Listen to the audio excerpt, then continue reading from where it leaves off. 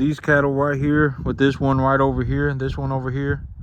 These are all that I got left now. I just got back from the sale barn. I took all the other cattle that I had over to the sale barn, so this is all I got left. My hay is going to be here. They say they're going to be here in 45 minutes. So, and then my cattle are going to be here next week. Okay, so right now, well, this animal, big boy over there, I got 3 more animals that are just about ready to either go to market or go wherever they need to go. But next week I'll only have 7 animals left. I got 50 animals coming in, so that puts me at 57 animals. I went ahead and bought 4 more feed bunks while I was just out and about this morning. While I was on my way to the sale barn, I ran by a real big farm and ranch store. This guy, he going to the market too, and bought myself a whole bunch of these feed troughs. I got them sitting in my trailer right now. I'm gonna unload them here pretty soon.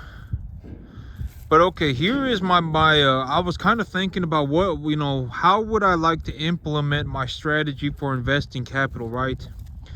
Because I have all this money sitting in my bank account. I have about $25,000. I'm gonna have about $25,000 left over after I've done everything. And so it's like, how would I like to implement? How would I like to? Well, what is my strategy, right? What am I gonna do to invest this capital? And so one thing that I was kind of thinking about was, okay, so if I start investing this money, right, and let's say, okay, I got 25, let's say I got about $22,000. I buy another 10 tons of hay. So I have 20 tons of hay total. That's going to cost me $6 grand. So it cost me about $3,100 or so to buy and have 10 tons of hay delivered. And so if I pay $6,200, I can have 20 tons of hay, about 20 to 21 tons of hay delivered to my property. And so if I have 21 tons of hay and I still have about $19,000 left over, I could still bring in another 25 animals if I felt like it. I have enough money to bring in another 25 animals, so I could have about 85 animals on my property. And so I was thinking about it, and I was like, but I mean, that's how the numbers work out. I mean, making money like this. Okay, so I was also thinking I could go to the sale barn myself, right? I could go to the sale barn myself and pick out some feeder stock. If I pick out some feeder stock, because here's the thing is that when I talk to these people and they're lot buyers and they say, okay, we'll get you a lot of cattle put together at $280 for a 3 1/4 animal. $280 for a 3 1/4 animal is like the very top of the market. It is the very top of the market for my local area. And so I was like, if I go to the sale barn myself and pick out animals, if I'm willing to pay $280 to somebody else, I could literally sit at that sale barn by myself and pick the top of the market animals, right? I mean, I could literally buy animals at the top of the market. And so I was like, if that's my situation, I may as well just go to the sale barn by myself and pick out some feeder stock. If I find some animals that I'm like, oh, these animals have been mismanaged and the price is pretty good, because if I really just kind of sit around and I really pick and choose through these animals, I can purchase animals like for like a $240, right, for $250. I can purchase them at $250 at 2.5 weight, so I can buy them at a lighter weight. I can pay about $650 for a feeder stock steer, and I can bring them and I can go and find these animals for like $600. I could bring them home. I could wean them. I could castrate them. I could give them their vaccinations, and I could put weight on them myself. I could do all that stuff by myself, right? And I could bring home 10 animals without any issues. I could go and I could pick and choose 10 animals and bring them home if that was what I felt like doing. But I'm still gonna consider it, because I still have enough money, even if I doubled up on my hay investment. So right now I got $3,000 to about $3,100 worth of hay coming in. and it's 10 tons of hay being delivered, and it is the highest top of the market hay that I could find.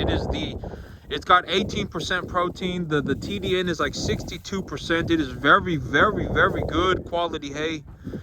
And so you know, I literally got the top of the market for everything. I bought straight black Angus animals. I bought an 18%, 62% TDN, 18% protein hay. I got 15 tons of commodity corn sitting in a storage container. I bought all of these things. I invested into all of these things, and I still have tens of thousands of dollars left over. It's like 25 grand left over. And so I'm like, you know, if I invested this $25,000, I could bring in another, let's say I have 22,000, right? And I double up on my hay investment. I could still bring in about 25, 30 more animals.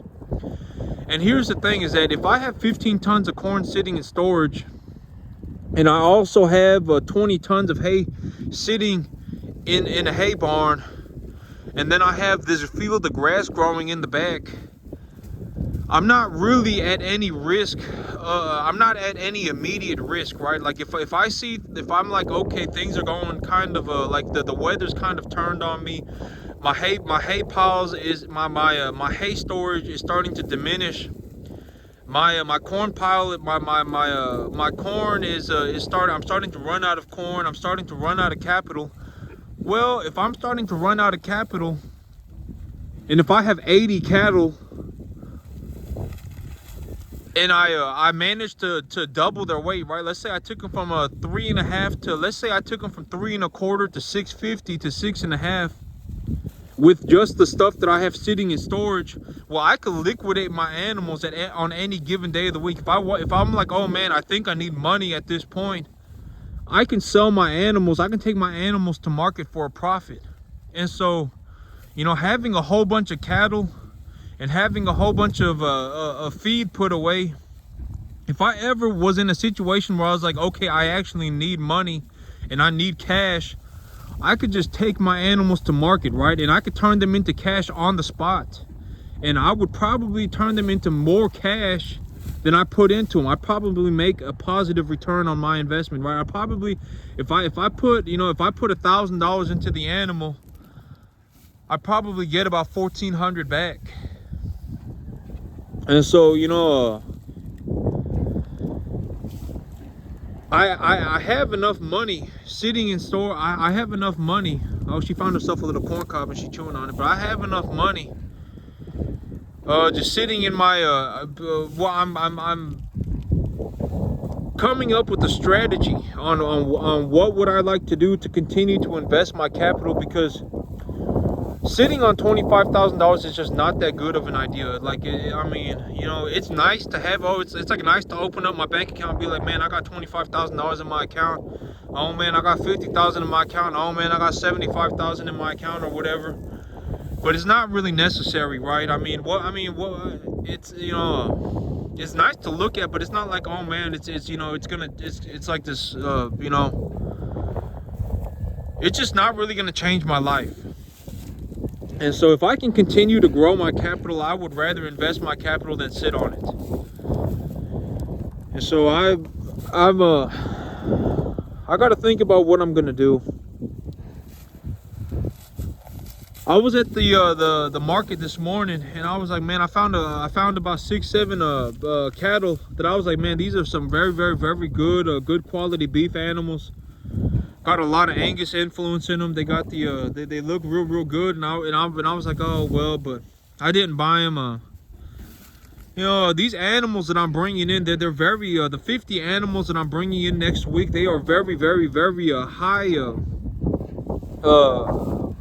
on the feeder stock level. They're very, very good. Like if I just look at the animal, I can tell pretty quickly if I'm gonna make money on the animal or not. And so I mean, these animals that I'm bringing in next week, I'm gonna be able to make a lot of money on them. But realistically, if I'm willing to pay, if I'm willing to pay these prices, I can literally buy the top of the market. You know, 280 for a steer, 280 for a 3.25 weight steer. That's the top of the market for my area. That is the top of the market for my area.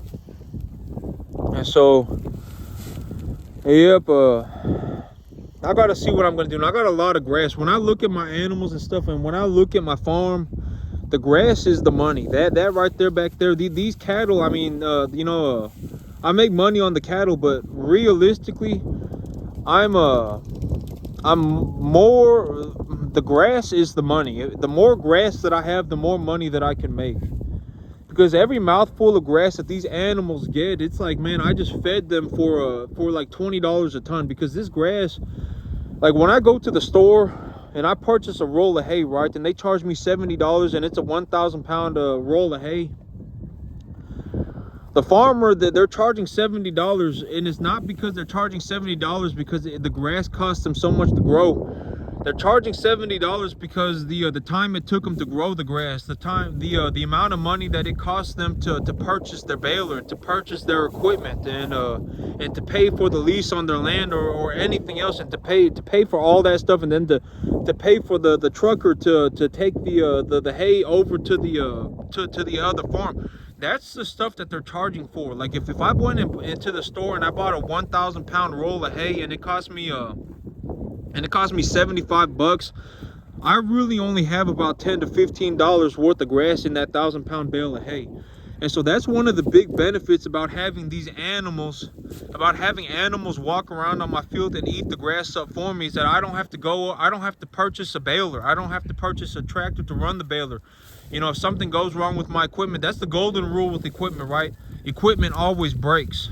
And so if something breaks, I don't have to pay for it. You know, these cattle, they'll walk around on the field and they'll harvest the grass for me. And then I'll just turn around and I'll take the cattle to market. And so, you know, these animals, they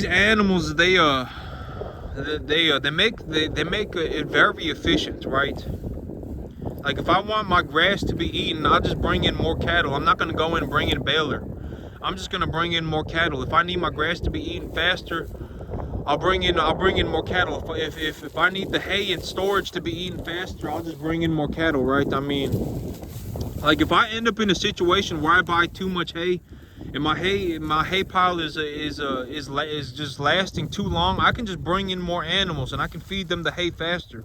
If I have too much corn sitting in storage, I can just bring in more cattle, right? And I can feed them the corn faster. It's not the end of the world. Like me, when I put money into cattle, if I have good feeder stock, if there's some #1 grade commodity type animals with a medium to large frame, as long as I get somewhere around the market price for them, as long as I get a decently average deal on them, you know, and my feed costs aren't absolutely ballistic, the amount of money that it costs me to run this business is not really what I think about. I don't sit here and go, oh man, I needed to take a loan for $28,000 and now I need to pay $280 a month to run my business. I don't think like that. You know, the $280 a month, I don't even care about the $280. Like if I have 75 animals, right, and it costs me $280 a month to run my business, and I have 75 cattle, I'm more thinking about what do I need to do for my 75 cattle.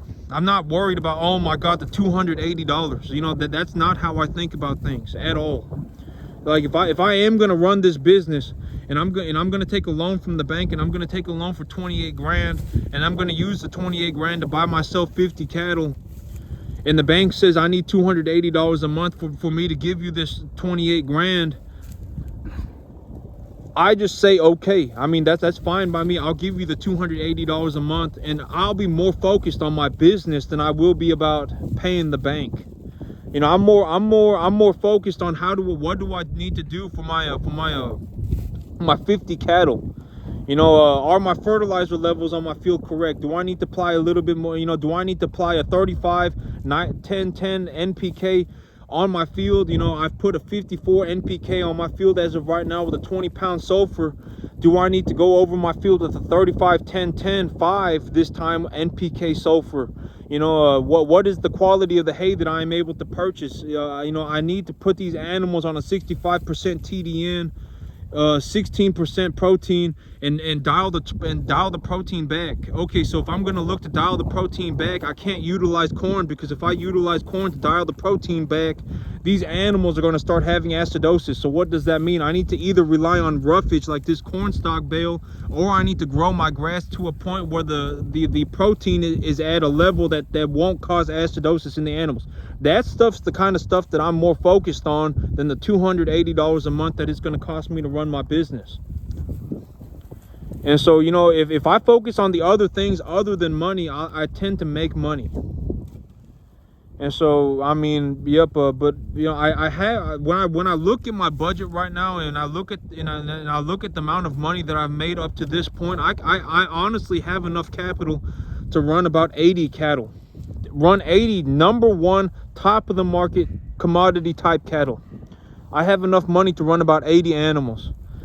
But if I'm going to run 80 animals, the money's not what I'm worried about, right? It's like, do I have enough biomass accumulation on my field? You know, do I have enough hay in storage? Do I have enough feed put away? Do I have enough commodity corn put away?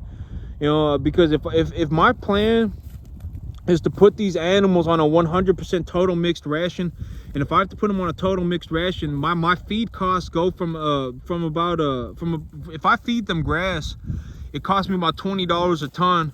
But if I feed them a total mixed ration, it costs me about $225 a ton. So it literally 11-folds my expenses. And so I need to consider that, you know, will it still be profitable for me if I put these animals? Will I have enough grass on my field to make this profitable for me to a point where it would be worth? Because if I'm going to make, this is the thing, right? Like when I see these people with these big farms, and it's like, you know, well, me personally, it's like I don't really understand. Well, I mean, it's not that I don't understand. It's like, why are they going through all of this effort to make such a little bit of money? I mean, that's why they, you know, it's like maybe that's also one of the reasons why I am so thorough in my videos. It's like, maybe if I show y'all how to make money, you know, a lot of money on a small piece of property, maybe, you know, your lives won't be so miserable. Because it's like, man, sometimes I see these farmers and they got like these 500-acre fields and stuff, and it's like, you know, it's like, man, you know, they probably not making much money. You know, I would think that if they could make, you know, if they can make $250,000 on 10 acres, they would be happier. That's what I think. That's why. That's one of the things that I tell myself when I think about my channel and stuff like that. I'm like, man, maybe if I showed people how to just make more money on a smaller piece of property, maybe it would stop a lot of misery on this earth. Because I see some of these people and they got these 500-acre farms, and you know, like if someone come up to me, I ain't gonna lie, I'm not trying to sound like a dick, but when someone comes up to me and they're like, oh man, I got this, that, I got this, that, you know, nobody cares, right? Tell me about the money, you know, because me, at the end of the day, like, you know, like a man could have a 500-acre farm and a new tractor and all this, and then they could tell me, oh man, I got a 500-acre farm and, you know, I got a new tractor, and it's like, that's fine. But it's like when they go home and they look at their money, they scared, you know what I'm saying? That they're scared to go to sleep. They have nightmares in their sleep. They go, oh man, how am I gonna pay for this? Oh man, how am I gonna pay for that? Oh man, you know, you know, like, you know, it's like, you know, why put yourself through that? You know, like me, it's the same deal, right? Me, when I say, you know, I farm 10 acres, nobody cares, right? But when I make $320,000 a year, I mean, a lot of people care, right? I mean, a lot of people, that's why when I go and I talk to farmers, right, and they start talking to me about their farming, I just let them know, man, you know, straight up, man, I make like $2 grand an animal, and I run like 6-7 animals an acre.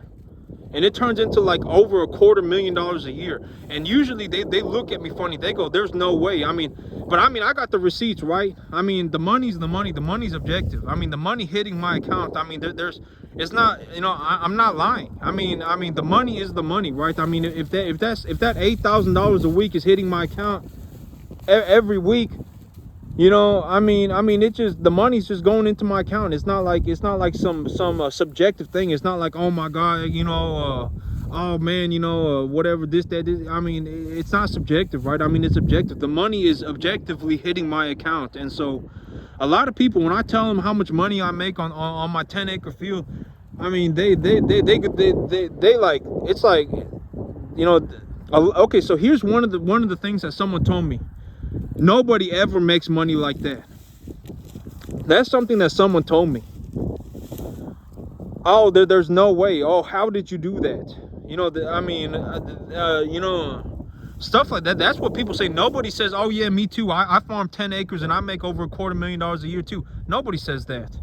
I mean, I'm practically the only one, but you know, maybe when I show people how to do it, maybe it's gonna stop a lot of misery. Because I see some of these people and they got like these 500-acre fields and stuff, and they're running 50 cattle on it and 100 cattle on it, and it's like, you know, why go through all that trouble of planting all that grass, you know, and you're gonna make you know, $1,000 an acre, right?